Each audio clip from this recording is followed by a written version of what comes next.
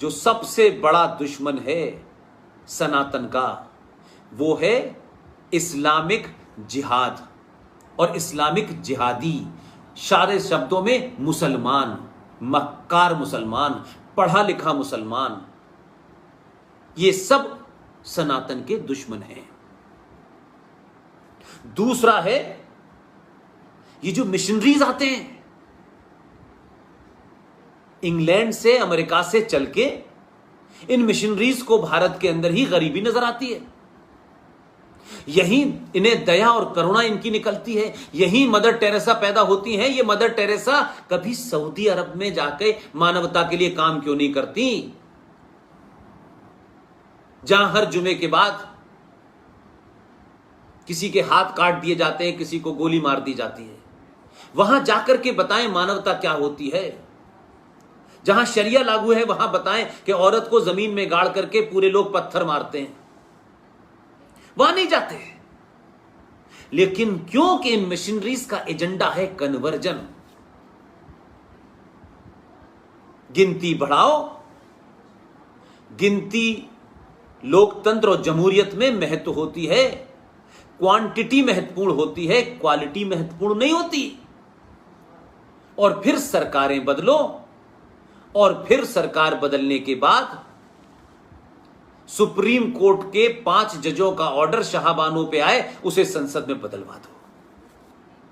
रात के अंधेरे में जब देश का सारा अपोजिशन जेल में है, तो धारा हमारे जो संविधान में 42वां संशोधन हुआ, तो आपने रातों रात 1976 में भारत के संविधान के प्रियम्बल में, जिसमें कभी बदलाव नहीं हो सकता, किसी दुनिया के प्रियम्बल में बदलाव नहीं हो सकता, संविधानों में बदलाव हो सकता है, उसमें अमेंडमेंट होते हैं, लेकिन आपने बदल दिया, सेकुलरिज्म और सोशलिज्म डाल दिया, और सेकुलर भी डाला और मुस्लिम पर्सनल लॉ बोर्ड को कानूनी मान्यता भी दे दी, और अल्पसंख्यक आयोग के नाम पे हजारों खरबों रुपया जो हम आप टैक्स से भरते हैं, वो मुसलमानों को पढ़ाने और उनकी जिहादी फैक्ट्रियां जो मदरसे हैं उसमें भी जा रहा है। तो ये एक नहीं, सभी तरह से चल रहा है। इतिहास की किताबों में कुछ पढ़ाया जा रहा है, और एक तीसरा है खूनी मानसिकता, जिसे हम कहते हैं वामपंथी, जिन्हें 69 में इंदिरा गांधी ने अपनी राजनीतिक कमजोरी के कारण पूरे देश के शिक्षा व्यवस्था उनको दे दी, सारे विश्वविद्यालयों पर उनका कब्जा हो गया, और उन्होंने शिक्षा ऐसी दी कि हर आने वाला हिंदू हिंदुत्व के खिलाफ, सनातन के खिलाफ खड़े होना ही मॉडर्निज्म, लिबरलिज्म मानता है। और जो बहस नहीं कर सकते, जिनको बड़ी फ्री स्पीच की चिंता है, जो बार बार कहते हैं कि फ्रीडम ऑफ स्पीच होनी चाहिए, वो कुरान में मोहम्मद के बारे में डिस्कस नहीं कर सकते, वो कुरान पे डिबेट नहीं कर सकते। एमएफ हुसैन दुर्गा का, लक्ष्मी की कैरिकेचर तो बना सकता है, मोहम्मद की नहीं बना सकता। वहां पे सारी फ्रीडम ऑफ स्पीच और आपके एक्सप्रेशन समाप्त हो जाता है, वहां कुछ नहीं होता। वहां एक विद्वान सलमान रश्दी कुछ लिख दे तो उसका गला काटने का फतवा जारी हो जाता है, और इस देश के 30 से 35 करोड़ मक्कार मुसलमान सरकारों पे दबाव बनाते हैं, व्यवस्था पे मुसलमान बनाते हैं कि वो भारत नहीं आ सकता।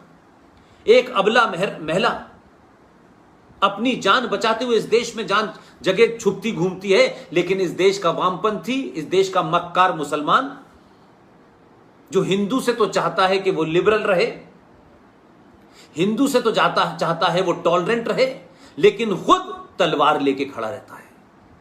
और हमारे ही कुछ मूर्ख कहते हैं, देखिए हमें ये नहीं करना चाहिए, वो नहीं करना। अरे हमें क्या नहीं करना चाहिए, कभी उनसे पूछो कि क्या नहीं करना चाहिए। इसलिए यहां 5-5 मुसलमान शिक्षा मंत्री रहे, तो शिक्षा का हाल इसलिए है, वो अपने एजेंडे पे थे, वो हमारी आपकी तरह नहीं थे कि सत्ता पे जो लोग आते हैं बहुत सारे अपना घर भरते हैं, पहले हमारा घर पहले भर जाए, हमारी जात का आदमी ये हो जाए, हमारी जात का वो हो जाए। और हमारा घर भर गया तो ठीक है, हमारा घर नहीं बना तो ये सरकार खराब है, ये ठीक काम नहीं कर रही। ये नहीं पता कि आपका जब घर ही सुरक्षित नहीं है, लेकिन जिसे कहते हैं कि आप अंधे हो जाते हैं। आपको जब लालच की आदत पड़ जाती है तो आप कायर होते हैं और आप इतने अंधे हो जाते हैं कि आपको यह समझ नहीं आया कि ये तमाम सारी चीजें जो मैं कर रहा हूं ये कितने दिन तक सुरक्षित रहेंगी। और ये नहीं सोचा था कश्मीरी मेरे भाइयों ने तो उनका क्या हाल हुआ। दुनिया में कोई नहीं बोला उनके लिए, क्यों कि प्रतिकार नहीं किया उन्होंने, या वो बेचारे उस वक्त प्रतिकार करने की स्थिति में नहीं थे, इसलिए कि उन्होंने सोचा ही नहीं था। तो हम प्रलय की बात सोचते हैं, हम क्या क्या सोचते हैं, लेकिन ये नहीं सोचते कि ये जो बराबर में रह रहा है ये पागल जिहादी किसी दिन भी गड़बड़ कर सकता है। हम इसकी शर्तों पे रह रहे हैं, ये हमारी शर्तों पे नहीं रह रहा। ये 5 बजे उठ के क्यों भौंपू बजा करके चिल्लाएगा,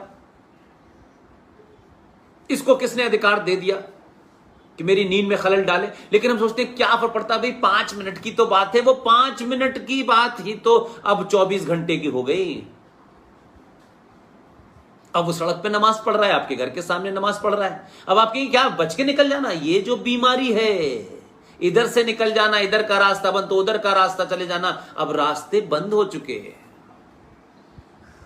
और जब आपको एहसास हुआ कि रास्ते बंद हो चुके तो अब क्या हुआ कि बेटा बेटी तो अमेरिका चले गए। अब आपने कहा हम क्या कर सकते हैं, मकान बेचा फिर कहीं चले गए।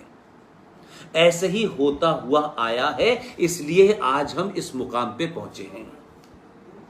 लिहाजा मैं ये मानता हूं कि हमें ये तय कर लेना चाहिए कि इस देश एवं धर्म की रक्षा के लिए पहले तो अपने अंदर झूठ का फरेब की ग्रंथियां, मक्कारी और पाखंड से बाहर आना चाहिए। और जब हम ये कहते हैं ये सन्यासी हैं, कौन सा ऐसा सन्यासी देखा है कि जो सन्यास भी लेगा और कंप्यूटर बाबा बनके मंत्री भी बनने के लिए लड़ेगा? कहां देखा ये? क्यों उस संत और सन्यासी नाम की ये जो संस्था है, जो सोच है, उसको अपवित्र कर रहे हो अपने झूठे मक्कार? हजारों मैंने ऐसे लोगों को देखा जिन पे गंभीर आरोप हैं, लेकिन एक वस्त्र पहनने के बाद वो कहते हैं हम संत हो गए। ये बात कड़वी हो सकती है, कुछ लोगों को बुरी लग सकती है, क्योंकि कुछ लोगों के हितों पे चोट हो रही होगी, लेकिन मुझे उनके हितों से ज्यादा इस राष्ट्र की चिंता है। वो चंद हो सकते हैं, 100, 50, 500 हो सकते हैं, लेकिन वो राष्ट्र नहीं है। अगर गंदगी और बीमारी और कैंसर आपके अंदर आ गया है तो आपको उसका इलाज करना पड़ेगा।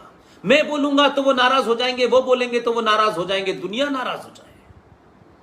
मैं आंसरेबल अपने राष्ट्र के प्रति हूं, किसी XYZ के नहीं हूं। इसलिए इस राष्ट्र को बचाने में जो शक्तियां ताकत देंगी, मदद करेंगी, उनकी मैं तारीफ इसलिए नहीं करूंगा, इसलिए कि उनका मनोबल बढ़ाना भी हमारी जिम्मेदारी है। वो कहां है, कैसी है, किस शक्ल में है, क्या पहनती है, क्या पार्टी का नाम है, मुझे उसमें इंटरेस्ट नहीं है।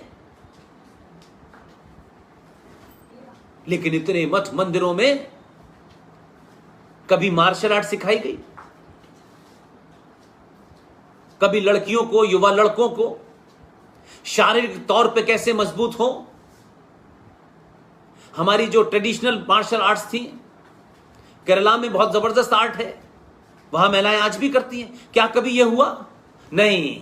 हमारी जमीन इतनी है, हमारा मठ ये है, हमने ये कहा, कांग्रेस ने ये कहा, तो फिर बीजेपी ने ये कहा, तो ये इसने ये कहा। हमारे तो शंकराचार्य तक बटे हुए हैं। राजनीति इतनी अंदर चली गई है। और जिन्हें आप जाहिल कहते हैं, वो किसी भी शाख पे बैठा हो, सपा की शाख पे हो, बसपा की शाख पे हो, वो कम्युनिस्ट की शाख पे हो, वो आपके की बीजेपी की शाख पे हो, तब भी अपने एजेंडे से नहीं गुजरते। उनके लिए सत्ता और पार्टी महत्वपूर्ण नहीं होती, एजेंडा महत्वपूर्ण होता है। इसलिए आप सेकुलरिज्म के ठेकेदार हो गए, क्योंकि उससे आपको सत्ता मिली।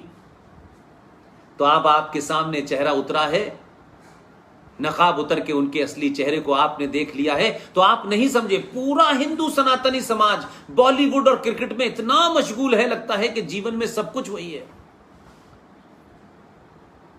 कौन चला रहा है बॉलीवुड को और कौन चला रहा है आपके क्रिकेट को, यह आपको पता नहीं है।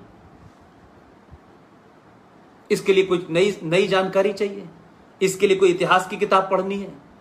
और आज तो आपके पास फ्री में इंफॉर्मेशन है, आप उसको भी नहीं पढ़ना चाहते हैं।